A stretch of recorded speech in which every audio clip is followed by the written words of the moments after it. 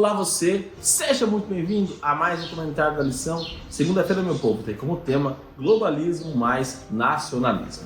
Mas antes disso, meu nome é Ismael e eu sou o seu anfitrião da lição dos jovens. Então pegue a sua lição, pegue a sua Bíblia e me acompanhe neste comentário, porque essa lição tá muito top. E antes de nós entrarmos no nosso comentário, eu quero convidar você mais uma vez a se inscrever aqui no canal, a ativar o sininho, a comentar, a compartilhar, porque se o canal tem te ajudado a entender um pouco mais sobre a lição dos jovens, sobre esse conteúdo produzido aqui no canal, também com certeza irá ajudar mais pessoas a compreenderem essas coisas. Como eu estava dizendo, segunda-feira tem como tema globalismo mais nacionalismo.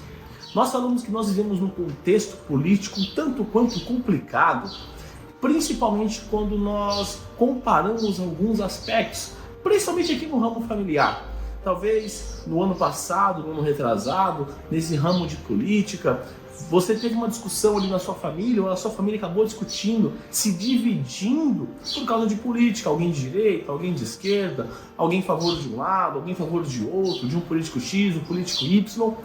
E nós falamos, nossa, esse contexto político nosso é muito complicado. Mas quando Cristo veio a essa terra, ele também participou de um contexto político muito complicado. Lembre-se de algumas coisas. Jesus, ele tinha discípulos de todos os aspectos. Por exemplo, Jesus colocou um zelote, um nacionalista, alguém que estava disposto a pegar em armas para lutar contra Roma. E ao mesmo tempo, dentro dos seus discípulos, ele tinha um cobrador de impostos, ou seja, um judeu que se vendeu para Roma. Então, nós temos alguém que era contra Roma e alguém que era a favor de Roma, num certo aspecto, dentro da sua história pregressa, antes de conhecer a Cristo Jesus, e eles andavam junto com Cristo. Então, Cristo conseguia conciliar, apresentar, fazer com que essas duas pessoas, esses grupos distintos de pessoas que pensavam de um jeito ou pensavam de outro, a segui-lo. Isso é fundamental, isso é lindo, isso é maravilhoso. E Cristo fazia isso de que forma? Colocando eles na mesma mesa, conversando, apresentando. Ou seja, quanto mais próximo de Cristo nós estamos, mais unidos uns aos outros e menos diferenças nós começamos a perceber, a olhar. E Cristo fazia isso de uma forma linda, tanto que lá em João, lá no capítulo 17, ele faz oração para que as coisas do mundo não separem os seus discípulos. Por quê? Sabia que nós temos as nossas tendências, os nossos pensamentos, o nosso contexto social, a nossa perspectiva, cosmovisão do que é certo e o que é errado. Mesmo somos cristãos, nós temos essa diferenciação e está tudo certo. Mas Cristo está apresentando, independente dessas suas diferenças, independente dos seus pensamentos, nós precisamos estar próximos de Cristo Jesus. E uma vez que estamos próximos de Cristo, essas diferenças são minimizadas, no ponto de termos alguém que era contra Roma, sendo amigo e próximo de alguém que era a favor de Roma. Como eu disse, em sua vida pregressa, nós temos ali Simão Zelote e, no caso, Mateus, que era a favor de Roma e tudo mais. Outro ponto importante que nós precisamos olhar dentro deste contexto é que Jesus ele vai usando uma combinação peculiar, porque cada um daqueles apóstolos, daqueles discípulos, tinha algo diferente. Cristo estava vendo uma característica que talvez nós, quando começamos a olhar a história, nós não percebemos. Mas vamos pegar um exemplo, Pedro, pescador, mas ele era um líder nato. Cristo não escolheu alguém preparado, ele foi preparando, ele foi ensinando essas pessoas nessa convivência e ele foi quebrando os preconceitos culturais. Ele andava com pecadores, ele se assentava com pecadores, ele andava com as pessoas que a sociedade menosprezava, que a sociedade dizia que não tinha mais a necessidade. E por que eu estou destacando isso? Porque Cristo passou pela pressão popular de não se assentar com essas pessoas. E eu e você temos que começar a analisar que se o nosso pensamento é baseado no quê? É baseado na nossa tendência política? É baseado naquela que a nossa cosmovisão diz que é certo e que é errado? Ou é baseado na palavra de Deus? Porque Cristo apresentou claramente que nós precisamos ser unidos dentro do propósito bíblico, dentro da perspectiva que ele diz que é certo e não daquilo que eu acho certo. Eu não posso me separar do meu irmão porque ele pensa de uma certa forma e eu penso de outra. Não é porque o meu irmão gosta de um lado político e eu gosto de outro, tenho uma tendência para outro lado político e ele para outra, que eu tenho que me separar, que eu não posso conviver, que eu tenho que excluí-lo da minha vida. Não é isso que Jesus mostrava. Ele mostrava que nós precisamos deixar de lado as diferenças econômicas, nacionais, políticas, para vivermos pelo propósito. E como eu disse, eu fiz esse paralelo do propósito na época de Cristo com os nossos dias. Isso é muito claro. Nós não podemos, dentro da igreja, ao proclamarmos a mensagem, separarmos os irmãos. Nós fazemos uma segregação entre, esse grupo gosta disso, aquele grupo gosta daquilo. Não é isso. Cristo queria que os discípulos olhassem além do seu orgulho nacional. Ele queria que eles olhassem muito mais do que as opiniões pessoais que eles tinham, e sim para o exemplo de Cristo Jesus. E é o mesmo convite que eu e você temos nos nossos dias, de deixarmos aquilo que o mundo diz que é certo. Afinal de contas, nós não somos deste mundo.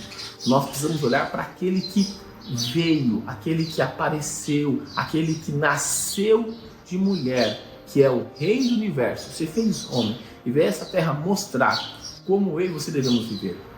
Ele veio cumprir a lei e mostrar que, não é assim nem assado. Independente das suas divergências políticas, independente do seu pensamento, se ele é mais liberal, se ele é mais conservador no ramo político, estou me referindo, nós precisamos olhar para Cristo Jesus, precisamos olhar para o que Jesus apresenta.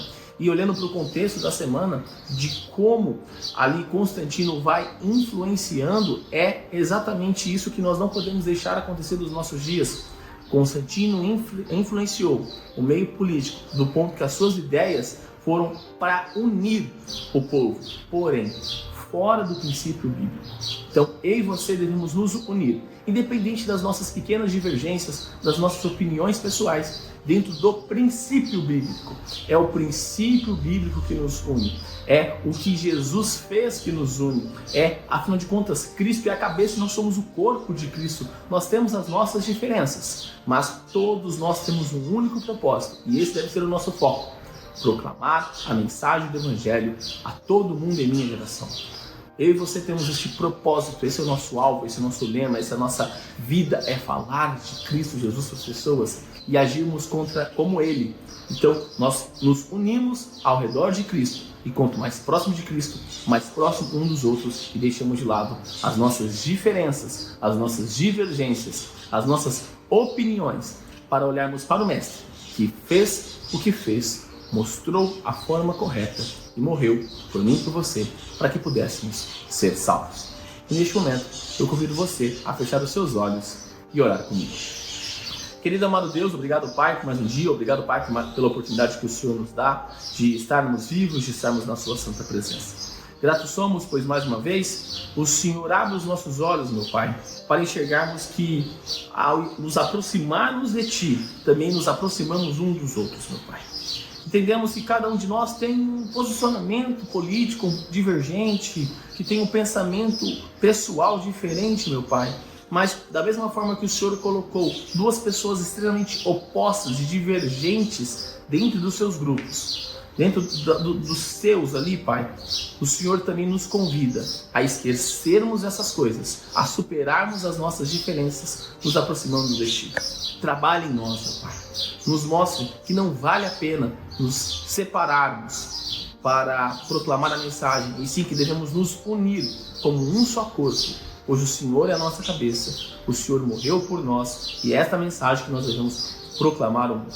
Fique conosco, meu Pai, perdoe os nossos pecados, da mesma forma que nós perdoamos aqueles que erraram contra nós, e tudo isso eu te peço e te agradeço, em nome do seu Filho Jesus. Amém? Galerinha, não se esqueça de se inscrever aqui no canal, para você dar aquela força e também para você não perder os conteúdos que são produzidos. Lembrando que os vídeos da lição são postados de domingo a sexta-feira. Então, quando você se inscreve no canal e ativa o sininho, você sempre recebe uma notificação todas as vezes que os vídeos são postados aqui no canal.